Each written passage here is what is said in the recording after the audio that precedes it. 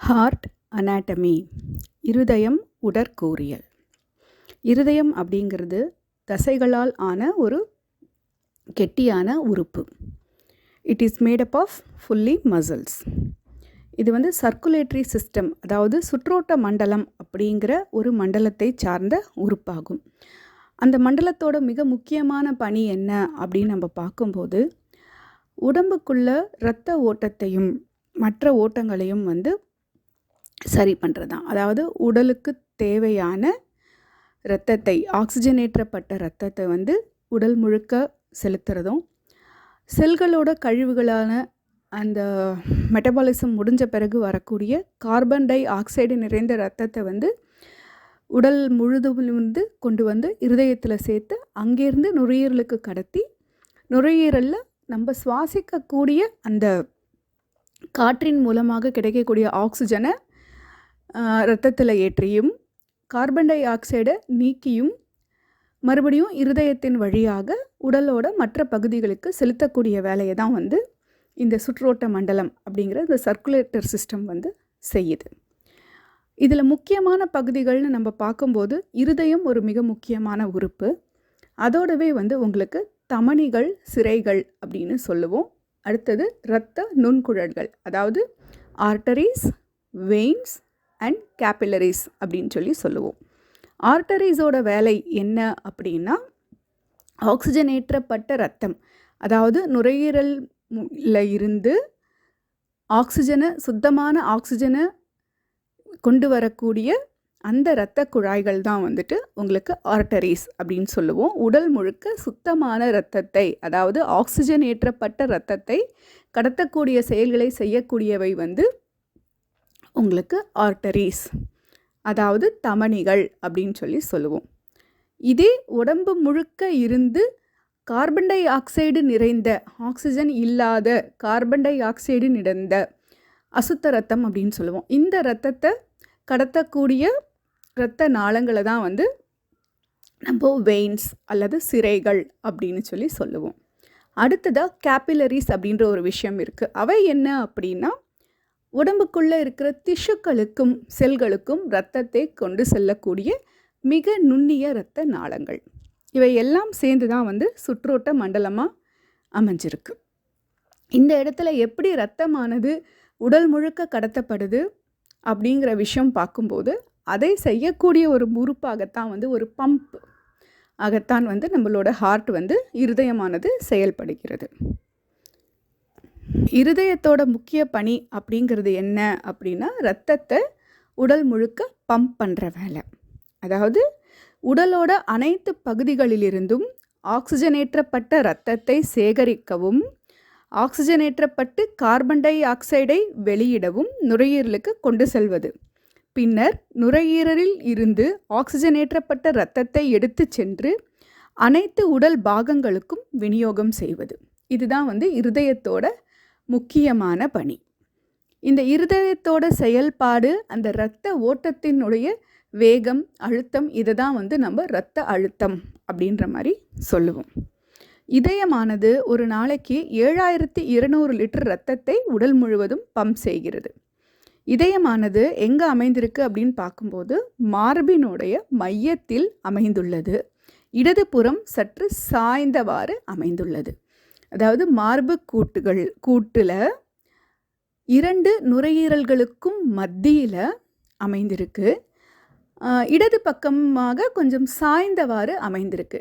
இதுதான் நுரையீரலுக்கான பாகங்களில் பார்க்கும்போது இடது பக்க நுரையீரல் 2 அறைகளை மட்டுமே கொண்டிருக்கிறதுக்கான ஒரு காரணமும் இருதயத்தோட அமைப்பு தான்.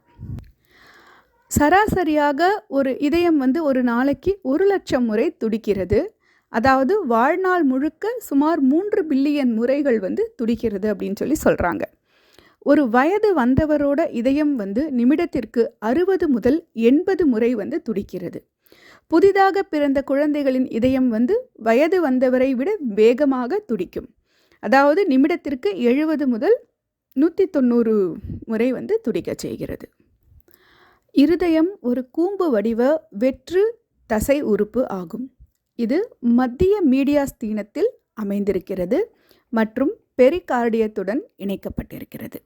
இதோட அமைவிடம்னு நம்ம பார்க்கும்போது ஸ்டெர்னத்தின் உடலுக்கு பின்புறமாக 1/3 பங்கு வலதுபுறத்திலும் 2 பங்கு இடதுபுறத்திலும் அமைஞ்சிருக்கிறது. இதயத்தோட அளவு 12 × 8.5 சென்டிமீட்டர் மற்றும் 6 சென்டிமீட்டர், அதாவது நீளம், அகலம், தடிமன் இதை கொண்டு இருக்கிறது. இதனுடைய எடை ஆண்களுக்கு சுமார் 310 கிராம் அளவும் பெண்களுக்கு சுமார் 250 கிராம் அளவும் இருக்கும். இது உடலுடைய பல்வேறு பகுதிகளுக்கு ஊட்டச்சத்து தேவைகளை பூர்த்தி செய்ய காரணமாக இருக்கக்கூடிய இரத்தத்தை பம்ப் செய்கிறது. இதயத்தோட கிரேக்க பெயர் கார்டியா என்பதாகும்.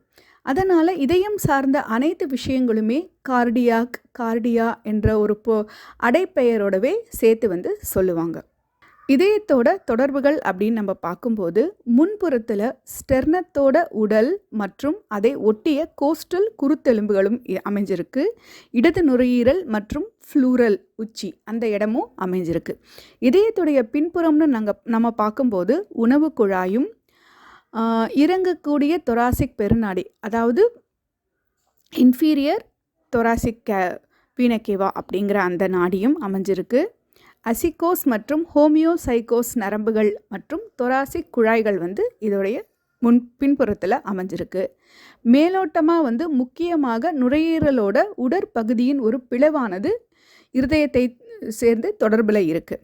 தாழ்வான இடத்துல நம்ம பார்க்கும்போது உதரவிதானத்தோட தொடர்பில் இருக்குது. பக்கவாட்டில் நுரையீரல் மற்றும் ஃப்ளூரலோட தொடர்பில் இருக்கிறது. அடுத்ததாக நம்ம பார்க்கும்போது இருதயத்தை சுற்றியுள்ள சுவர் மற்றும் அதன் அடுக்குகள் அப்படிங்கிறத பார்க்கலாம். இந்த சுவரானது எப்படி உங்களுக்கு உபயோகமாக இருக்குது அப்படின்னு நம்ம பார்க்கும்போது இருதயம் அப்படிங்கிறது தசைகளால் ஆன ஒரு உறுப்புன்னு பார்த்துருக்கோம். ஸோ அந்த தசைகள் உங்களுக்கு எப்படி பண்ணுதுன்னா இருதயத்தோட சுருங்கி விரியக்கூடிய தன்மைக்கும் இந்த சுவரானது தான் உதவியாக இருக்குது. அதே போல் உராய்விலிருந்து மற்ற உறுப்புகளோட உராய்வுகளிலிருந்தும் வெளியே வரக்கூடிய வேறு ஏதோ வெளிப்புறத்திலிருந்தோ இல்லை மற்ற உறுப்புகள் மூலமாகவோ ஏதோ ஒரு காரணமாகவோ வரக்கூடிய அதிர்வுகளில் இருந்தும் இருதயத்தை காப்பாற்றக்கூடிய வேலையை தான் இந்த இருதயத்தோட சுவர்கள் செய்யுது. ஸோ இந்த இருதயத்தோட சுவர்கள் முக்கியமாக 3 பகுதிகளாக பிரிக்கிறாங்க. எபிகார்டியம், மயோகார்டியம் மற்றும் எண்டோகார்டியம்.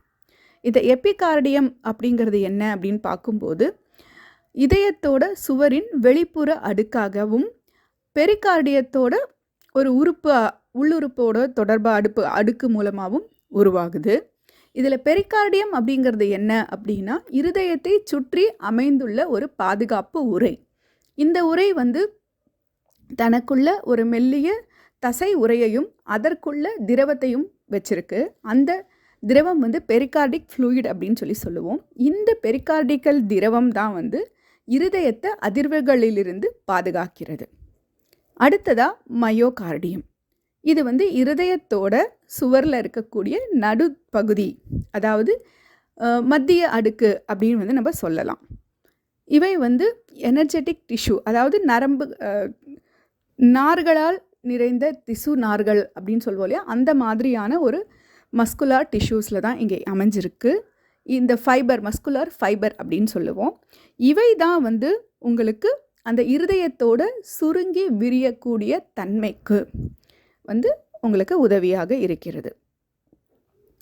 அடுத்ததாக எண்டோகார்னியம். இது என்ன அப்படின்னு நீங்கள் பார்க்கும்போது இருதயத்துடைய உள்புற மெல்லிய திசுக்களால் ஆன ஒரு அடுக்கு.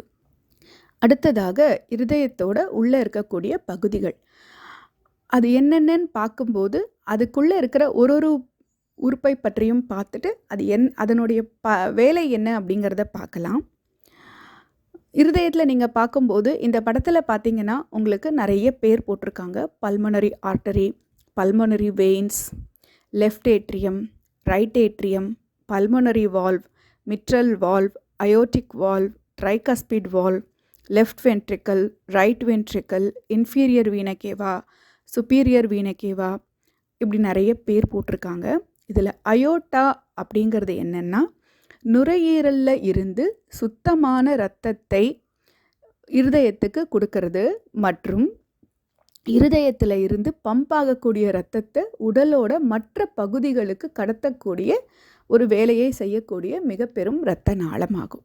இதை பெருந்தமனி அப்படின்னும் சொல்லுவோம். அடுத்தது சுப்பீரியர் வீனா கேவா அண்ட் இன்ஃபீரியர் வீனா கேவான்னு 2 நாளங்கள் இருக்குது. இவை வீனா கேவா அப்படிங்கிறது தமனிகள்லேயே பெரிய தமனி அப்படின்னு அதாவது சிரைகளில் சொல்லலாம். சிரை அப்படிங்கிறது என்ன, வெயின்ஸ் அப்படிங்கிறது சிரைகள் அப்படின்னு சொல்லுவோம். சிரைகள் அப்படிங்கிறது என்னன்னு பார்த்தோம். ஏற்கனவே கார்பன் டை ஆக்சைடு நிறைந்த இரத்தத்தை உடல் முழுவதும் இருந்து சேகரித்து இருதயத்துக்கு கொண்டு சேர்க்கும். அந்த வேலையை செய்யக்கூடியது தான் வீனா கேவா, அதாவது சிரைகள் அப்படிங்கக்கூடிய இரத்த நாளங்கள். இந்த நாளங்கள் சுப்பீரியர் வீனா கேவா அப்படிங்கிறது இருதயத்துக்கு மேல் பகுதியில் இருக்கிற உடலோட பாகங்களில் இருந்து கார்பன் டை ஆக்சைடு நிறைந்த அசுத்த இரத்தத்தை இருதயத்துக்கு கொண்டு சேர்க்குது. இன்ஃபீரியர் வீனா கேவா அப்படிங்கிறது இருதயத்திற்கு கீழ்ப்பகுதியில் உடலோட பகுதிகளில் அமைந்திருக்கிற இடங்களில் இருந்தெல்லாம் அசுத்த இரத்தத்தை சேகரித்து இருதயத்தின் மூலமாக நுரையீரலுக்கு செலுத்தக்கூடிய ஒரு இரத்த நாளமாகும். பொதுவாக இந்த வெயின்ஸ் அதாவது சிரைகள் அப்படிங்கிறது அசுத்த இரத்தத்தையும் அதாவது கார்பன் டை ஆக்சைடு நிறைந்த இரத்தத்தையும், ஆர்டரிஸ் அப்படிங்கக்கூடிய தமனிகள் சுத்த இரத்தம் அப்படின்னு சொல்லுவோம், அதாவது ஆக்சிஜனேற்றப்பட்ட இரத்தத்தையும் கடத்தக்கூடிய செயல்களை தான் செய்யும். இருதயத்தில் மட்டும் இந்த நுரையீரல் சார்ந்த தமனி அப்படிங்கிறது அசுத்த இரத்தத்தையும், நுரையீரல் ஆர்டரி அப்படிங்கிறது சுத்தமான இரத்தத்தையும் கடத்தக்கூடிய வேலைகளை செய்யுது. மீதி எல்லா இடங்கள்லையுமே சிரைகள் அப்படின்னு நீங்கள் பார்க்கும்போது அசுத்த இரத்தத்தை கடத்தும், தமனிகள் அப்படின்னு பார்க்கும்போது அதாவது தமனிகள் ஆர்டரிஸ் அப்படிங்கும்போது சுத்த இரத்தத்தை ஆக்சிஜனேற்றப்பட்ட இரத்தத்தை கடத்தக்கூடிய வேலையை செய்யுது. ஏன்னா இந்த இடத்துல இந்த உறுப்புகளோட பெயர்கள் தெரியும் போது தான் இருதயத்தில் இருந்து எப்படி அந்த இரத்தமானது நுரையீரலுக்கும் மற்ற பகுதிகளுக்கும் சென்றடைகிறது அப்படின்னு நம்ம படிக்கும்போது இந்த பெயர்கள் நமக்கு உதவியாக இருக்கும். இருதயத்துடைய அமைப்பு மற்றும் செயல்பாடு. இருதயம் அப்படிங்கிறது செப்டா அப்படிங்கிற ஒரு மசில் வால் அப்படின்னு சொல்லலாம். அதாவது தசையால் ஆன ஒரு சுவரால் பிரிக்கப்பட்டிருக்கு. 4 பகுதிகளாக 4 பாகங்களாக பிரிக்கப்பட்டிருக்கு. இதோடைய ஒரு சுருக்கம் உங்களுக்கு உறுப்போட ஒவ்வொரு பாதியையும் 2 குழிகளாக பிரிக்குது. மேல் குழி ஏட்ரியம் ஆரிக்கல் அப்படின்னும், கீழ்ப்பகுதி வென்ட்ரிக்கல் அப்படின்னும் அழைக்கப்படுது. அப்படி பார்க்கும்போது இருதயத்துக்கு வலது இடது மேலே கீழே அப்படின்னு நீங்கள் பார்க்கும்போது 4 அறைகள் அமைஞ்சிருக்கு. அதாவது வலது ஏட்ரியம், இடது ஏட்ரியம், வலது வென்ட்ரிக்கல், இடது வென்ட்ரிக்கல். இந்த 4 அறைகளுமே சீரான மற்றும் பயனுள்ள இரத்த ஓட்டத்தை உறுதி செய்வதற்காக ஒருங்கிணைந்த முறையிலேயே உங்களுக்கு செயல்படுகிறது. இதனுடைய இந்த 4 பாகங்களுமே எப்படி பிரிக்குதுன்னா 2 வால்வுகள் மூலமாக 4 வால்வுகள் மூலமாகவும் இந்த பாகம் பிரிக்கப்பட்டிருக்கு. இவை tricuspid valve, bicuspid valve, aorta valve, pulmonary valve அப்படிங்கிற அந்த மாதிரி வால்வுகள் மூலமாக இந்த அறைகள் தனித்தனியாக பிரிக்கப்பட்டிருக்கு. இருதயத்தோட செயல்பாட்டை பற்றி நம்ம படிக்கும் பொழுது இந்த பெயர்கள், அதாவது இந்த எந்தெந்த அறைகள், எந்தெந்த வால்வுகள், அதே போல் எந்தெந்த தமனிகளோ சிரைகள் மூலமாகவோ ரத்தம் கடத்தப்படுகிறது அப்படிங்கிறத நம்ம வரிசைப்படி படித்து நினைவில் வச்சுக்கிட்டோன்னா நமக்கு அது புரிஞ்சிக்கிறதுக்கும் விளங்கிக் கொள்வதற்கும் ஈஸியாக இருக்கும். ஸோ உடலில் இருந்து திரும்பக்கூடிய சிரை, அதாவது இரத்தம், அசுத்த இரத்தமானது சுப்பீரியர் வீனா கேவா மற்றும் இன்ஃபீரியர் வீனா கேவா மற்றும் கரோனரி சைனஸ் அப்படிங்கிற இந்த இரத்த குழாய்கள் வழியாக வலது ஏற்றியத்துக்குள்ளே வடியும். வலது ஏற்றியத்தில் இருக்கக்கூடிய ட்ரைகஸ்பிட் வால்வ் அப்படிங்கிற அந்த வால்வு வழியாக இரத்தத்தை வலது வென்ட்ரிக்கல்குள்ளே செலுத்தும். வலது வென்ட்ரிக்கல் என்ன பண்ணோன்னா நுரையீரலில் ஆக்சிஜனேற்றம் செய்யப்படுவதற்காக நுரையீரலுடைய செமிலூனார் வால்வு வழியாக நுரையீரலுக்கு இரத்தத்தை செலுத்தும். நுரையீரலில் இருந்து ஆக்சிஜனேற்றப்பட்டு, அதாவது சுத்த இரத்தமாக மாறக்கூடிய இரத்தம் அப்படிங்கிறது இருதயத்துக்கு உங்களுக்கு ஆர்டரிஸ் வழியாக, தமனிகள் வழியாக வந்து உள்ளே வரும். இடது ஏற்றியத்தில் பைகஸ்பிட் வால்வு வழியாக வந்து இடது வென்ட்ரிக்கிள்குள்ளே ரத்தத்தை வந்து செலுத்துது. இடது வென்ட்ரிக்கிள் என்ன பண்ணுது, அயோட்டிக் வால்வு மூலமாக ரத்தத்தை வந்து பெருநாடியில் அயோட்டாக்குள்ளே செலுத்தி உடலுக்குள்ளே வழங்குகிறது. இந்த படத்தை நீங்கள் பார்க்கும்போது உங்களுக்கு புரியும். 1, 2, 3, 4 அப்படின்னு சொல்லிட்டு நம்பர் போட்டு இருதயத்தோட செயல்பாடு எப்படி இருக்குது அப்படிங்கிறத காட்டியிருக்காங்க. 1 நீங்கள் பார்க்கும்போது சுப்பீரியர் வீனகேவா மற்றும் இன்ஃபீரியர் வீனகேவா, அதாவது இருதயத்தோட மேல் பகுதியில் அமைஞ்சிருக்கிற உடல் பகுதியிலிருந்தும் இருதயத்துக்கு கீழே அமைஞ்சிருக்கிற மற்ற உடல் பாகங்களில் இருந்தும் இந்த வீனகேவா அப்படிங்கிற சிரைகள் மூலமாக இரத்தம் வந்து உங்களுக்கு வலது ஏற்றியத்துக்குள்ளே நுழையுது. அங்கே இருந்து அது நுழையக்கூடியது வந்து 2 அப்படிங்கிற நம்பர்லேருந்து 3வது நம்பருக்கு நுழையுது. அதாவது வலது ஏற்றியத்தில் இருந்து வலது வென்ட்ரிக்கல் பகுதிக்கு வந்து இரத்தமானது நுழையுது.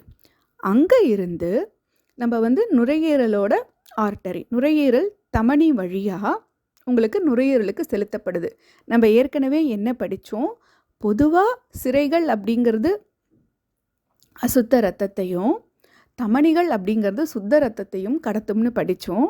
இருதயத்தில் மட்டும் நுரையீரல் சிரை அப்படிங்கிறது உங்களுக்கு சுத்த இரத்தத்தையும், நுரையீரல் தமனி அப்படிங்கிறது அசுத்த இரத்தத்தையும் கடத்தக்கூடிய வேலையை செய்யும். இந்த ஒரு இடத்துல மட்டும் இந்த மாற்றம் இருக்கும். நீங்கள் பார்க்கும்போது படத்தில் 4வதாக இருக்கக்கூடியது லெஃப்ட் பல்மனரி ஆர்டரி அண்ட் 5வதாக ரைட் பல்மனரி ஆர்டரின்னு இருக்குது. இந்த ரெண்டுமே, அதாவது வலது வென்ட்ரிக்கலில் இருந்து இருதயத்தோட பகுதியில் இருந்து 2 நுரையீரல்களுக்கும் அந்த பல்மனரி ஆர்டரி வழியாக இரத்தமானது கடத்தப்படுகிறது. அதுக்கு அடுத்ததான் நீங்கள் பார்க்கும்போது நம்பர் 6 அப்படிங்கிறத நீங்கள் பார்த்தீங்கன்னா உங்களுக்கு right pulmonary veins and left pulmonary veins அப்படின்னு இருக்கும். அதை நீங்கள் பார்க்கும்போது என்னென்னா, வெயின்ஸ் அப்படின்னா நம்ம சிரைன்னு பார்த்தோம், அசுத்த இரத்தத்தை கடத்தும்னு பார்த்தோம். ஆனால் இருதயத்தில் மட்டும் சுத்திகரிக்கப்பட்ட இரத்தத்தை நுரையீரலிருந்து இருதயத்துக்கு கடத்தக்கூடிய வேலைகளை நுரையீரல் சிரைகள் வந்து செய்யும். அசுத்த இரத்தத்தை இருதயத்திலிருந்து நுரையீரலுக்கு கடத்தக்கூடிய வேலையை நுரையீரல் தமனிகள் வந்து செய்யும். ஸோ உள்ள சுத்த ஆக்சிஜனேற்றப்பட்ட இரத்தமானது இந்த நுரையீரல் சிரைகளின் வழியாக உங்களுக்கு இடது ஏட்ரியம் பகுதிக்கு வருது. அங்கே அது பார்த்திங்கன்னா 7 அப்படின்னு நம்பர் போட்டிருக்கோம். அங்கே இருந்து கீழே ட்ரைகஸ்பிட் வால்வ் வழியாக உங்களுக்கு வந்து இடது வென்ட்ரிக்கல் பகுதிக்கு வருது. அங்கே இருந்து பம்ப் செய்யப்படக்கூடிய இரத்தமானது அயோட்டா பெருந்தமனி வழியாக உங்களுக்கு உடலோட மற்ற பகுதிகளுக்கு வந்து கடத்தப்படுகிறது, செலுத்தப்படுகிறது, அதாவது பம்ப் பண்ணப்படுகிறது. நீங்கள் படத்தை மறுபடியும் பார்க்கும்போது உங்களுக்கு நல்லா புரியும். சுப்பீரியர் வீனகேவா, இன்ஃபீரியர் வீனகேவா அப்படிங்கிற அந்த சிரைகள் மூலமாக உடலோட இருதயம் அமைஞ்சிருக்கிற பகுதியோட மேல் பகுதியிலிருந்தும் கீழ்ப்பகுதியிலிருந்தும் இரத்தமானது இருதயத்தோட வலது ஏற்றியத்திலிருந்து நுழைஞ்சு வலது வென்ட்ரிக்கல் வழியில் சேகரிக்கப்படுகிறது. அங்கேருந்து இரத்தம் வந்து நுரையீரல் தமனிகள் மூலமாக இரு நுரையீரல்களுக்கும் ஆக்சிஜனேற்றப்படுவதற்காக பம்ப் செய்யப்படுகிறது. நுரையீரலிருந்து வரக்கூடிய சுத்தமான இரத்தமானது நுரையீரல் சிரைகள் மூலமாக, அதாவது pulmonary veins, left and right pulmonary veins மூலமாக உங்களுக்கு இடது ஏற்றியத்துக்கும் இடது ஏற்றியத்தில் இருந்து உங்களுக்கு இடது வென்ட்ரியத்துக்கும் பம்ப் செய்யப்படுகிறது. அதாவது இடது ஏற்றியத்தின் மூலமாக உள்நுழைந்து ட்ரைகஸ்பிட் வால்வ் வழியாக உங்களுக்கு இடது வென்ட்ரிக்கலுக்கு செலுத்தப்படுது. அங்கே இருந்து சேகரிக்கப்படக்கூடிய இரத்தமானது அயோட்டா அப்படிங்கிற பெருந்தமனி மூலமாக உடலோட மற்ற பகுதிகளுக்கு பம்ப் செய்யப்படுகிறது. இந்த ஆர்டரை வந்து நம்ம ஞாபகம் வச்சுக்கணும். அடுத்ததாக இருதயத்தின் வால்வுகள். இருதயத்தின் வால்வுகள் வந்து இரத்தத்தோட ஒரு திசை ஓட்டத்தை வந்து பராமரிக்கின்றன மற்றும் எதிர் திசையின் அதன் மீள் எழுச்சியை தடுக்கின்றன. இருதயத்தில் வந்து 2 ஜோடி வால்வுகள் உள்ளன. ஒரு ஜோடி ஏட்ரியோ வென்ட்ரிகுலர் வால்வுகள் மற்றும் ஒரு ஜோடி செமிலூனார் வால்வுகள். இது தவிர 4 வால்வுகளை கொண்டுள்ளது. இருதயத்தோட இந்த 4 வால்வுகளும் ஒரு தனி நோக்கத்தை கொண்டுள்ளன. இரத்தத்தை முன்னோக்கி ஓட்டத்தை அனுமதிக்கும், ஆனால் பின்தங்கிய ஓட்டத்தை தடுக்கும். அதாவது இரத்தம் ரிவர்ஸில் போகிறத தடுக்கக்கூடிய ஒரு லாக் சிஸ்டம் மாதிரி, ஒரு கதவு மாதிரி தான் இந்த வால்வுகள் நமக்கு செயல்படும். ஒவ்வொரு அறையோட இரத்த வெளியேற்றமும் இதய வால்வால் பாதுகாக்கப்படுகிறது. ஏட்ரியா மற்றும் வென்ட்ரிக்கல்களுக்கு இடையில இருக்கக்கூடிய வால்வுகள் ஏட்ரியோ வென்ட்ரிகுலர் வால்வுகள் அப்படின்னு சொல்லுவாங்க. இருதயத்தோட வலது பக்கம் இருக்கக்கூடிய வால்வு முக்கோண வால்வு, ட்ரைகஸ்பிட் வால்வ் அப்படின்னு சொல்லுவோம். இடது பக்கமாக இருக்கக்கூடிய valve mitral valve or bicuspid valve அப்படின்னு சொல்லுவோம். வென்ட்ரிக்கலுக்கு இடையில் வெளியேற்ற பாதையில் அமைந்திருக்கக்கூடிய செமி லூனார் வால்வுகள் பெருநாடி வால்வு, இடது பக்கத்தில் அயோட்டிக் வால்வ், வலது பக்கத்தில் பல்மோனரி வால்வ், அதாவது நுரையீரல் வால்வுகள் அப்படின்னு சொல்லுவோம். இருதயத்தினுடைய மேல் அறைகளில் இருந்து கீழ் அறைகளுக்கு இரத்தம் கடத்தப்படுவது இந்த ட்ரைகஸ்பிட் மற்றும் பைகஸ்பிட் அப்படிங்கக்கூடிய 2 வால்வுகள் மூலமாகத்தான் கடத்தப்படுது. இருதயத்தில் இருந்து வெளியேறக்கூடிய, அதாவது நுரையீரலுக்கும் உடலோட மற்ற பாகத்துக்கும் கடத்தப்படக்கூடிய அந்த விஷயங்கள் நுரையீரல் வால்வு மற்றும் அயோட்டிக் வால்வு மூலமாக கடத்தப்படுது. அடுத்ததாக சிஸ்டோல், டயாஸ்டோல் அப்படின்னு 2 முக்கியமான விஷயத்தை பார்க்க போகிறோம். சிஸ்டோல் அப்படின்னா சுருங்குதல். இது என்ன பண்ணும் அப்படின்னா, இரத்தத்தை அதாவது இருதய தசைகளை சுருங்க செய்வதன் மூலமாக இருதயத்தில் இருந்து இரத்தம் வெளியேறுவதற்கு செயல்படக்கூடிய ஒரு செயலாகும். அதாவது systole is the period when the heart chambers contract that causes the ejection of blood into aorta and pulmonary trunk. அடுத்ததா டயாஸ்டோல், அதாவது விரிதல். இது என்ன பண்ணுது அப்படின்னா, உங்களுக்கு இருதயத்துக்குள்ள ரத்தம் அதனோட அறைகளில் டெம்பரரியாக சேகரிக்கப்படுது இல்லையா, அந்த செயல் தான் டயாஸ்டோல் அப்படின்னு சொல்லுவாங்க. So diastole is the part of the cardiac cycle during which the heart refills blood after it is emptied during the systolic phase. அதாவது சிஸ்டோல் அப்படிங்கிறது என்னன்னா, இருதயத்தில் இருந்து இரத்தமானது நுரையீரலுக்கும், அதாவது ஆக்சிஜனேற்றப்பட்ட இரத்தம் உடலோட மற்ற பகுதிகளுக்கும், அசுத்த இரத்தமானது நுரையீரலுக்கும் செலுத்தப்படக்கூடிய பம்ப் பண்ணக்கூடிய செயலுக்கு இருதயம் சுருங்கும். அந்த சுருங்குதல் செயல் தான் உங்களுக்கு சிஸ்டோல். இப்போ சுருங்குதல் மூலமாக ரத்தம் அந்த அறைகள்லேருந்து ரத்தம் வெளியே போயிடுச்சு. மீண்டும் அந்த அறைகளை நிரப்புறதுக்காக நுரையீரலில் இருந்து சுத்தமான இரத்தமும் உடலோட மற்ற பகுதிகளிலிருந்து அசுத்த இரத்தமும் இருதயத்தின் அறைகளில் நிரப்புறதுக்கு இதயம் விரியக்கூடிய செயல் சிஸ்டோல் அப்படிங்கிறதும் நடக்கும். ஒரு டயாஸ்டோல், ஒரு சிஸ்டோல், இரண்டும் இணைஞ்சு ஒரு சர்க்கிள் இருக்கு இல்லைங்களா, அதாவது ஒரு இதயம் ஒரு தடவை சுருங்கி மறுபடியும் விரியும். இந்த செயலானது, இதற்கான செயலானது ஒரு கார்டியாக் சைக்கிள் அப்படின்னு சொல்லுவாங்க. ஒரு தடவை சுருங்கி விரியறதுக்கான பேர் கார்டியாக் சைக்கிள். இந்த படத்தில் நீங்கள் பார்க்கும்போது உங்களுக்கு புரியும். அசுத்த ரத்தம் அப்படின்னு சொல்கிறது கார்பன் டை ஆக்சைடு நிறைந்த ஆக்சிஜன் இல்லாத இரத்தம் உடலின் மற்ற பகுதிகளிலிருந்து உங்களுக்கு சேகரிக்கப்பட்டு இதயத்துக்கு வரக்கூடியதெல்லாம் நீல நிறத்துலையும், அதாவது ப்ளூ கலர்லையும், நுரையீரலில் இருந்து ஆக்சிஜனேற்றப்பட்ட சுத்தமான ரத்தம்னு நம்ம சொல்லக்கூடிய அந்த விஷயம் சிவப்பு கலர்லேயும் உங்களுக்கு படம் வரைஞ்சி காட்டியிருக்காங்க. இதை பார்க்கும்போது உங்களுக்கு அந்த விஷயம் தெளிவாக புரியும். அடுத்த படத்தில் பல்மோனரி சர்க்கியூட் மற்றும் சிஸ்டமேட்டிக் சர்க்கியூட்னு 2 விஷயம் நீங்கள் பார்க்கலாம். பல்மோனரி சர்க்கியூட் அப்படிங்கிறது என்ன பண்ணும் அப்படின்னா, இருதயத்தில் இருந்து அசுத்த ரத்தத்தை நுரையீரலுக்குள்ளே எடுத்து அங்கே இருந்து அதில் இருக்கிற கார்பன் டை ஆக்சைடை வெளியேற்றி சுவாசத்து மூலமாக வெளியேற்றுவதற்கும், நம்ம சுவாசத்தின் மூலமாக நம்ம உள்ளிழுத்த ஆக்சிஜனை ரத்தத்தில் ஏற்றி உங்களுக்கு இருதயத்துக்கும் பம்ப் பண்ணக்கூடிய நுரையீரல் சார்ந்த செயல்பாடு பல்மோனரி சர்க்கியூட்.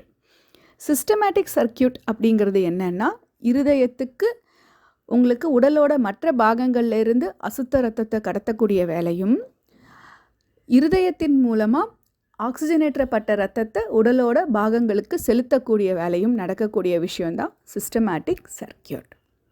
கார்டியாக் சைக்கிள் அப்படிங்கிறதோட டியூரேஷன் என்ன அப்படின்னு நம்ம பார்த்தோன்னா, நம்ம ஏற்கனவே பார்த்தோம், ஒரு சிஸ்டோல் ஒரு டயாஸ்டோல் இணைந்தது தான் வந்து கார்டியாக் சர்க்கிள். அதாவது ஒரு முறை சுருங்கி விரியறது தான் வந்து உங்களுக்கு கார்டியாக் சைக்கிள் அப்படின்னு பார்த்தோம்.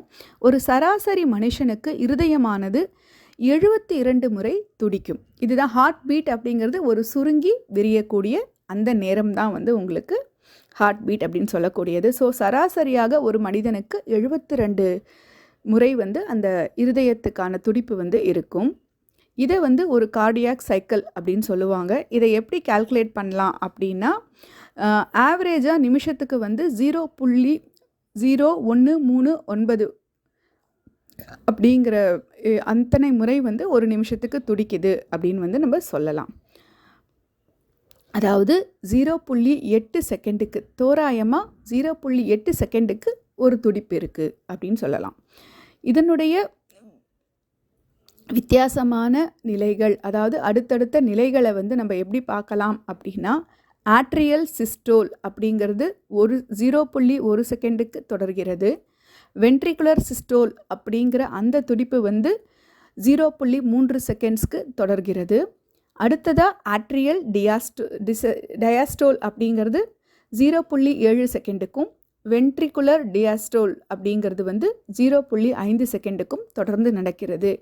இதெல்லாம் சேர்ந்து உங்களுக்கு பார்க்கும்போது ஒரு கார்டியாக் சைக்கிள் வந்து உங்களுக்கு நடக்குது. இருதயத்தோட தசைகளை நம்ம பார்க்க போகிறோம்.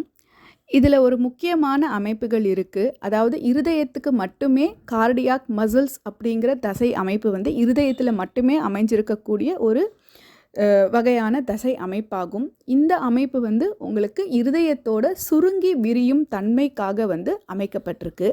இந்த மசில்ஸ்க்கு வந்து கார்டியாக் மசில்ஸ் அப்படின்னு பேர். இவை வந்து நம்மளுடைய கட்டுப்பாட்டில் இந்த மசில்ஸ் வந்து இயங்காது, தன்னிச்சையாக இயங்கக்கூடிய தன்மை கொண்ட மசில்ஸ் தான் வந்து, அதாவது இந்த இருதயத்தோட தசைகள் வந்து நம்மளுடைய கட்டுப்பாட்டில் இயங்காது, தன்னிச்சையாக இயங்கக்கூடிய தசைகளாக வந்து அமைஞ்சிருக்கு. லப் டப், இது வந்து நம்ம நல்லா கேள்விப்பட்டிருக்கக்கூடிய சவுண்டாக இருக்கும். இது இருதயத்துடைய சுருங்கி விரியக்கூடிய நேரத்தில் ஏற்படக்கூடிய அந்த சத்தத்தை தான் வந்து நம்ம லப் டப் அப்படிங்கிற சத்தமாக சொல்கிறோம். ஒரு சிஸ்டோல் ஆரம்பிக்கும் போது அந்த வால்வுகள் வந்து உங்களுக்கு மூடக்கூடிய நிலை இருக்கு இல்லையா, அந்த ட்ரைகஸ்பிட் வால்வும் பைகஸ்பிட் ஆர் மிட்ரல் வால்வும் க்ளோஸ் ஆகக்கூடிய நேரத்தில் வரக்கூடிய சவுண்டு வந்து லப்புன்னும், அயோட்டிக் அண்ட் பல்மோனிக் வால்வ் வந்து க்ளோஸ் ஆகக்கூடிய நேரத்தை வந்து டப் அப்படிங்கிற சவுண்டும் வர்றதா சொல்கிறாங்க. அடுத்ததாக சில கண்டிஷன்ஸ் வந்து இந்த இரத்த ஓட்டத்தை தடை செய்யக்கூடியது, இல்லை இரத்த ஓட்டத்தினால் உங்களுக்கு வரக்கூடிய சில தொந்தரவுகள் அப்படிங்கிறத பார்க்கலாம். அப்படி நம்ம பார்க்கும்போது முதலாவதாக அரித்மியா. இது என்ன பண்ணோன்னா, இந்த கண்டிஷன், இந்த இருதய துடிப்பு வந்து சரியான முறையில் இல்லாமல் இர்ரெகுலராக இருக்கக்கூடிய விஷயந்தான் வந்து அரித்மியா அப்படின்னு சொல்லக்கூடிய ஒரு டிசீஸ். அதாவது இருதயத்தில் இருக்கக்கூடிய அந்த தசைகளின் இயக்கத்தில் ஒரு இர்ரெகுலாரிட்டி வரும்போது, ஒரு நிலை இல்லாத தன்மை வரும்போது உங்களுக்கு அரித்மியா அப்படின்னு சொல்லுவாங்க. அடுத்ததாக கன்ஜெஸ்டிவ் ஹார்ட் ஃபெயில்யூர். இருதயத்தோட அந்த தசைகள் இருக்கு இல்லையா, அது வந்து கடினம் அடைந்து விடுதல். அந்த மாதிரி நேரத்தில் வந்து இருதயமானது தன்னுடைய செயல்பாடிலிருந்து விலகி நிற்கும், அதாவது ஃபெயிலியர் ஆகும். இது வந்து கன்ஜெஸ்டிவ் ஹார்ட் ஃபெயிலியர். அடுத்தது கரோனரி ஆர்டரி டிசீஸ். அதாவது அந்த தமனிகளோட தன்மை வந்து ஒரு சாஃப்ட் தன்மையில் இருந்து கடினமானதாகவும் குறுகியதாகவும் மாறும்போது உங்களுக்கு அந்த தமனிகளால் வரக்கூடிய டிசீஸ் வந்து coronary artery disease. Peripheral artery disease அடுத்தது. இது என்ன அப்படின்னு பார்க்கும்போது, அந்த இரத்த ஓட்டம் வரக்கூடிய அந்த தமனிகளில் உங்களுக்கு வந்துட்டு உப்புக்கள் அடைக்கிறது, அந்த மாதிரியான விஷயத்தில் இரத்த ஓட்டம் தடைப்படுது இல்லையா, அது சார்ந்து ஏற்படக்கூடிய தொந்தரவுகளுக்கு வந்து பெரிஃபரல் ஆர்டரி டிசீஸ் அப்படின்னு பேர். அடுத்ததாக ஹார்ட் அட்டாக். உங்களோட கரோனரி ஆர்டரி அப்படிங்கிற அந்த ஆர்டரிக்குள்ளே ஏதோ ஒரு காரணத்தினால ஆக்சிஜன் செல்வது தடைப்படுது, அந்த இருதய மசில்களுக்கு செல்லக்கூடிய அந்த ஆக்சிஜன் சப்ளை ஆனது தடைப்படும் போது உங்களுக்கு ஹார்ட் அட்டாக், அதாவது இருதயம் வந்து உங்களுக்கு பாதிக்கப்படும். அடுத்ததாக ஹார்ட் வால்வ் டிசீஸ், அதாவது இருதயத்தோட ஏதோ ஒரு வால்வு சரியாக வேலை செய்யலை அப்படின்னா, அதாவது காரணம் எப்படி சொல்லலாம்னா, அது குறுகிய இருக்கலாம், இல்லை அது சரியான வகையில் மூடாமல் ஒரு டோர் க்ளோஸ் பண்ணும்போது உங்களுக்கு லீக்கேஜ் ஓப்பன் இருக்கிற மாதிரி அந்த வால்வு சரியாக செயல்படலை அப்படின்னா அது சார்ந்த தொந்தரவுகளுக்கு ஹார்ட் வால்வ் டிசீஸ் அப்படின்னு பேர். அடுத்ததாக ஸ்ட்ரக்சுரல் கான்ஜெனிட்டல் ஹார்ட் டிஃபெக்ட்ஸ், அதாவது உங்களுக்கு இருதயம் உங்களோட பிறவியிலேயே அமைப்பு ஏதோ ஒரு குறையோடு அமைஞ்சிருக்கு, அதனுடைய அமைப்பு சரியாக அமையலை அப்படின்னா அது சார்ந்த தொந்தரவுகளுக்கு ஸ்ட்ரக்சுரல் கான்ஜெனிட்டல் ஹார்ட் டிஃபெக்ட்ஸ் அப்படின்னு பேர். அடுத்ததாக சடன் கார்டியாக் அரெஸ்ட், அதாவது இருதயத்தோட வேலை ஏதோ ஒரு தவறான விஷயத்தால், அதாவது இருதயத்தோட தசைகள் சுருங்கி விரியக்கூடிய வேலைகளுக்கு நம்மளுடைய நரம்புகளும் ஒரு முக்கியமான காரணம். அந்த நரம்புகளோட சமிக்ஞைகள் மூலமாக தான் உங்களுக்கு இருதயம் சுருங்கி விரியக்கூடிய வேலையை செய்யும். அது விரியறதுக்கும் சுருங்கிறதுக்கும் உங்களுக்கு ஒரு மின்சார அலைகள், மின்காந்த அலைகள் நரம்புகள் சமிக்ஞைகள் மூலமாக உங்களுக்கு மூளையிலிருந்து இருதயத்தோட தசைகளுக்கு கடத்தப்படும் பொழுது தான் இருதயமானது சுருங்கி விரியும். அந்த செயல்பாடுகளில் எங்கேயாவது தவறுகள் நடக்கும் பொழுது உங்களுக்கு இருதயமானது ஹார்ட் அரெஸ்ட் உங்களால் இருதயம் தன் செயல்பாட்டை நிறுத்திவிடும்.